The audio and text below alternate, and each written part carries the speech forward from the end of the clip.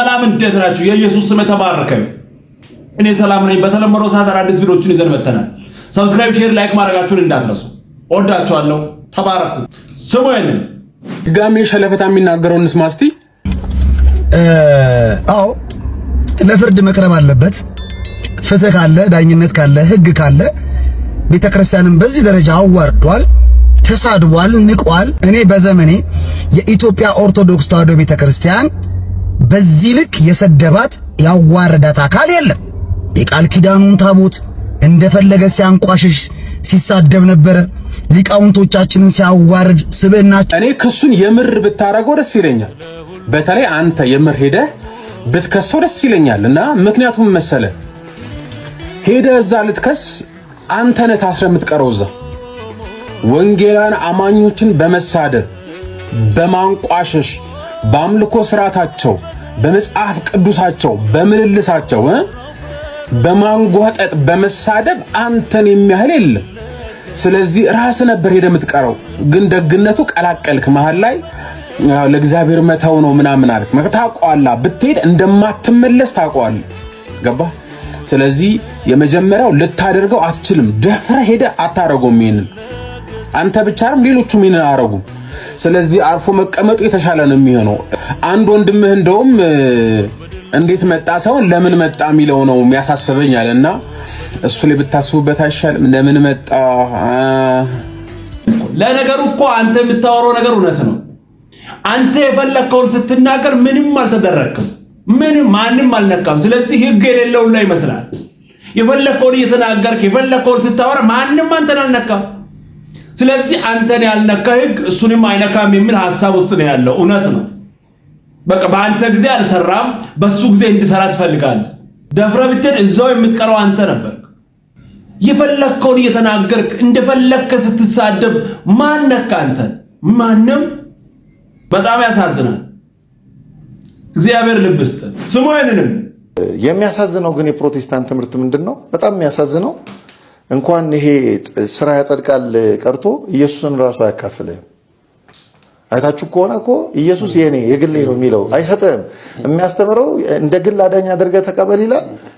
ራሱም መዝሙር የሚባሉትንም ዜማዎቻቸውን ብትሰሙ የኔ የግሌ ምናምን ነው የሚሉት። ከራሳቸው ግለሰባዊ ሰብዕና ጋር ብቻ አገናኝተውት ይናገራሉ እንጂ እንኳን አይደለም ስራ ያጸድቃል በጎ ስራ ያጸድቃል ቀርቶ የኢየሱስን ራሱ የበጎ መድኃኔዓለምነት የኢየሱስን የጋራ አባትነት እንኳን የሚያምኑ አይደሉም። እና እነሱ ኦርቶዶክሳዊት ቤተክርስቲያንን የመተቸት ቅንጣት ታክል ሞራል የላቸውም። ኧረ ሰው በዚህ እድሜ እንዴት ግራ የተጋባ ወሬ ያወራል? የግሌ ይላሉ። እንኳን ስራ በግል የታተመ መጽሐፍ አለ? በግል የተቀመጠ መጽሐፍ ቅዱስ አለ እንዴ? ምንድነው የሚወራው? ሰው እንዴት በዚህ እድሜ ግራ የተጋባ ነገር ያወራል? የራሳችን የግል እና ኢየሱስ የጎረቤታችን ነው እንበል። ለተቀበሉት ማለት እኔ በግል አይደል ክርስቶስን የተቀበልኩት የግሌ ነው። በግል እኮ ነው ክርስቶስ ተደራይተን እኮ አይደለም ክርስቶስን የተቀበልነው። ሮሜ 19 ላይ ኢየሱስ ጌታ እንደሆነ በአፍህ ብትመሰክር እግዚአብሔርም ከሙታን እንዳስነሳ በልብ ብታምን ትድናለህ ይላል። በአፋችን መስክረን በልባችን አምነን የተቀበልነው እኮ በግል ነው እንጂ ተደራይተን የሰው ልብ አንድ ላይ አርገን የሰው አፍ አንድ ላይ አርገን አምነን አይደለም። ኢየሱስ የኔ ነው፣ ያንተም ነው፣ ያንቺም ነው፣ የሁላችንም ነው። አሁን የዚህ ትምህርት ዋና ዓላማው ምንድነው? አባባ ብለን የምንጠራውን የልጅነት ስልጣን ከኛ ወስደው ያንን ስልጣን በእነሱ በኩል እንድንጠቀም የሚፈልጉት አካላት ናቸው። አይ መጽሐፍ ቅዱስን አንብባችሁ አባባ ብላችሁ የምትጠሩትን የልጅነት ስልጣን ሰጣ ያን አይፈልጉም። አንዴ መጥራት አትችሉም። እኛ እንጠራለን፣ በእኛ በኩል ይመጣል፣ ከዛ ትሰማላችሁ፣ እኛ ደግሞ መልሰን ለሱ እንደዚህ ለጨውታ ነው እነሱ የሚፈልጉት እንጂ ሰዎች በግል ከክርስቶስ ጋር አንድ እንዲሆኑ አይፈልግም። እውነታውን ያውቃላ፣ ይደርሳል። ስለዚህ አይፈልግም። በስራ እንኳን እንጸድቃለን። የቱ ጋር ያልተጻፈውን ከየት እናምጣ? ጴንጤ በስራ አያምንም። ነገር ግን በስራም እኮ ጴንጤ ይበልጣል። ጠላና አረቄ፣ ጠጅ፣ ዘፈን፣ ስካር ያለበት መንደር ላይ አይገኝም። ሆኖም ግን ጴንጤ አያምንም። ለምን? መጽሐፍ አይናገርማ። በእኛ ስራ የምን ቦታ የለም። በክርስቶስ ስራ እንኳን በስራ ሊያምኑ ከየት በግድ ማመን አለ እንዴ? ያልተጻፈውን ማመን አለ? መጽሐፍ የማይናገረውን ማመን አለ እንዴ? የለም። የምናገረውን አምነናል፣ የምናገረውን እንቀበላለን። እሱ ምንድነው? በክርስቶስ ስራ እንዲሁ በነፃ በቃ ኢየሱስ በሰራው ስራ ሰዎቹን ዋጋ ለማስከፈል በስራ ነው በምናምን ለብሎ አለ ሰርተን ምናምን እንጸድቃለን ዋጋ ለማስከፈል ወጋው በኢየሱስ ስም እንደዛ አይነት ጠማማ ትምህርት ኢየሱስ በሰራው ስራ አምልጠናል። የኢየሱስ ስም ይባላል። ስሙ አይነንም ብንጸድቅም ባንጸድቅም እንኳን ክርስቲያን ሆን መቤት አሁን እንኳን በሞት ወደ እንደምሄድ ጠንቅቄ አውቃለሁ። ባዳነኝ ጌታ ላይ ያለን መተማመን እስከዚህ ድረስ ነው። ስሚ እኛ በራፕ የምንዘምርለትና የምናመልከው የምናመሰግነው አምላክ የለንም። ስርዓታችንን ጠብቀን ከውስጣችን ከልባችን የምንዘምርለት አምላክ ግን አለ። እሱም ኢየሱስ ክርስቶስ ይባላል። እንደውም ይለይልሽ ልድገምልሽ፣ ብንጸድቅም ባንጸድቅም እንኳን ክርስቲያን እመቤቴን እንኳን ኦርቶዶክስ ማርያምን አይ ስርዓት ስሙን ቀየረ እንዴ? አረቄና ጠላ እየጠጣ ስርዓታችንን ጠብቀን በመዝሙር ፋንታ ዘፈን እየሰማ ስርዓታችንን ጠብቀን አንገታችንን ሰበር አድርገን እንዲሆነን መዳን የለም። መዳን በክርስቶስ ነው። የተጻፈውን አምኖ መቀበል ነው።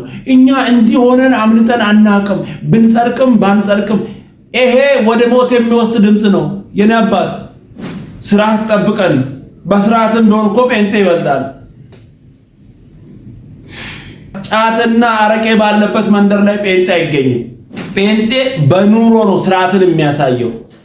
አንተ ግን ቤተክርስቲያን ስትገባ ነጠላ ምናምን አንገትህን ሰው ከዛ ወጣስ ጣላ ቤት አረቄ ቤት ጠጅ ከዛ ስርዓታችንን ጠብቀን እንደዚህ አይነት ይሄ ዝም ብሎ ተረት አይደለም። የኢየሱስ ስም የተባረከ ይሁን። በክርስቶስ ሁሉ ሆኗል። ይሄንን አምኖ መቀበል ነው። ብንጸድቅም ባንጸድቅም ይሄ የሞት ድምጽ ነው። አምልጡ። ሕይወት ኢየሱስ ነው። በማየን መንገድ እየሄድክ በኮንፊደንስ አታውራ። ኢየሱስ ብቻውን ያድናል። የኢየሱስ ስም ይባረክ። ወደ ኢየሱስ ነው ስሙን ካልጸለይክ የማትፈልገውን እንድታደርግ የምትገደድበት ህይወት ትገባለህ። ጳውሎስ እኮ ጮሃል።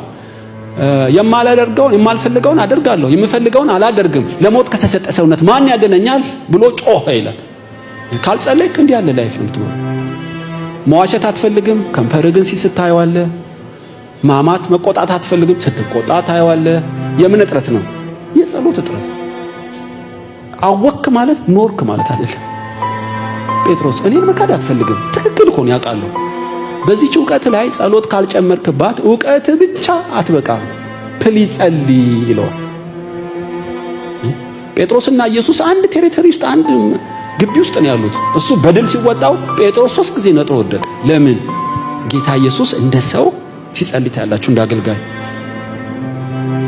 አንዳንዴ ካልጸለይ የማንወደውን መልእክት ትክክለኛው ነገር የማንጸልይ የማንበረከክ ቃል ማናነብ ከሆነ በቃ የመጣ ንፋስ ሁሉ ይወስዳል። የማንፈልገውን ነገር ስናደርገው ነው የምንገኘው። ስሙ አይንንም በእውነት ጌታ ኢየሱስን እናውቃለን ወይ? ማወቃችንስ በምን ይታወቃል? እናንተ እኮ ወንጌል ስታነቡ ያው እንደኔ ትደነግጣላችሁ። የእውነት እምነት ፌክ ሊደረግ ይችላል ሳናስበው። የእውነት በአገልግሎት ካባ ሊመሳሰል ይችላል። ማቴዎስ ወንጌል ምዕራፍ 7 ስታነባውን አስደንጋጭ ነው። ጌታ ሆይ የሚለኝ ሁሉ መንግስተ ሰማያት የሚገባ እንዳይመስላችሁ የአባቴን ፈቃድ የሚያደርግ እንጂ አለ። በዚያች ጊዜ እኮ መጥተው ሰዎች አገልግሎት አቅርበው ኢምፕረስ ሊያደርጉት ይሞክራሉ። እግዚአብሔር እኛ እኮ አገልግለናል፣ ትንቢትም ተናግረን ነበረ፣ ኃይልም ሆኖልን ነበረ፣ አጋንንትም በስምህ ወጥተውልን ነበረ እና እኛማ እናውቃለን። አይ ከቶ አላወቅኳችሁም። እንዴ ይሄ እኮ ሰኔ 30 ነው። ከሷ በፊት መፈታተሽ ያርግልን እግዚአብሔር። ከቶ አሚን አገልግለዋል እኮ አላወቅኳችሁም። አስተምሮ አገልግሎ አላወቅኳችሁም አለ። ዘምሮ ትንቢት ተናግሮ አላወቅኳችሁም አለ። ቸርች ውስጥ ተመላልሶ አላወቅኳችሁም አለ። እምነት ሊመሳሰል ይችላልና ቼክ ማድረግ አለብን። ሰኔ ስለሆነ በእምነት መሆኔን በምን አውቃለሁ? ጄኑዊን መሆኔን በምን አውቃለሁ? ክርስቶስን ማወቄን በምን አውቃለሁ? አይ ቲንክ በዚህ ዘመን በጣም ያስፈልገናል። ጌታ ኢየሱስን የእውነት ማወቃችን በምን ይታወቃል?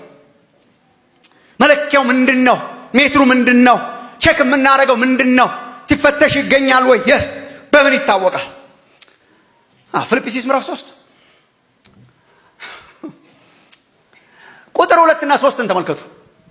ቁጥር 2 እና 3ን ስታዩ ውሸተኞች አሉ በእምነት ቤት ውስጥ፣ እውነተኞች አሉ በእምነት ቤት ውስጥ። እሱን ዝም ብላችሁ መጀመሪያ 2 እና 3 ማንበብ ነው።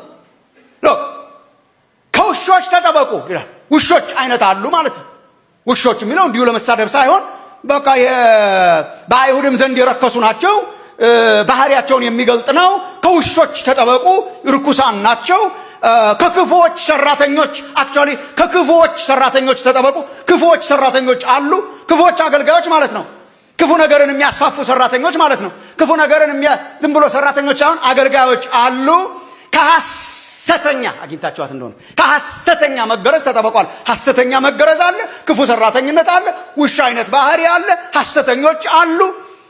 ይህ ስለ ሐሰተኛ አስተማሪዎች ነገር ብቻ አይደለም። ባይዘው ወይ ሳነበው ጀመረው የሰውዬ ስለ ሐሰተኞች ልትሉኝ ነበር አይደል? ዛሬ ስለ ጠቅላላችን ነው፣ ስለ ሐሰተኛ ምዕመናን ስለ ጠቅላላችን ነው፣ እኔን ጨምሮ ስለ ጠቅላላችን ነው። የእውነት ስለ ጠቅላላው ነው የሚናገረው ጳውሎስ፣ ስለ ጠቅላላው። ያን ጊዜ ምን መሰላችሁ? ጌታ ኢየሱስን ተቀብለው አምነው አገልጋዮች ሆነው በጸጋ ድነናል ብለው ግን አንዳንድ ነገር የሚደርቡ ሰራተኞች መጥተው ነበር። አንዳንድ ነገር የሚደርቡ የእውነት ያልገባቸው ክርስቶስ ያልገባቸው ጌታን እናውቃለን የሚሉ ግን የማያውቁ በተለይ አህዛብ፣ በጣም ብዙ አህዛብም ስለነበሩ ከአህዛብ ወገን የሆኑ በፊልጵስዩስ ቤተክርስቲያን እንዴት ቀጥታ ዝም ብለው ይገባሉና አንዳንድ ነገር ይጨምሩ የሚሉ ማለት ነው። ያው ራሳቸውን ብቻ ሳይሆን ሌላውን የሚተቹ አህዛብ እንዴት ዘው ብለው ይገባሉና ኧረ ቢያንስ ስርዓተ ግርዘትን ይጨምሩ። ጌታም ጥሩ ነው ግን ግርዘት ይጨምሩ፣ ይገረዙ፣ ስርዓት ያርጉ፣ አንዳንድ ህጎችን ይጠብቁ፣ በስነ ስርዓት ይመላለሱ የሚሉ ሐሰተኛ ሰራተኞች ነበሩ። የውሸት ሰራተኞች ነበሩ። ሐሰተኛ መገረዝ ነበር። ይሄ ስለ ሐሰተኛው ነው። ቁጥር 2 ቁጥር 3ን ተመልከቱ። ወዲያ ጳውሎስ ይዘልና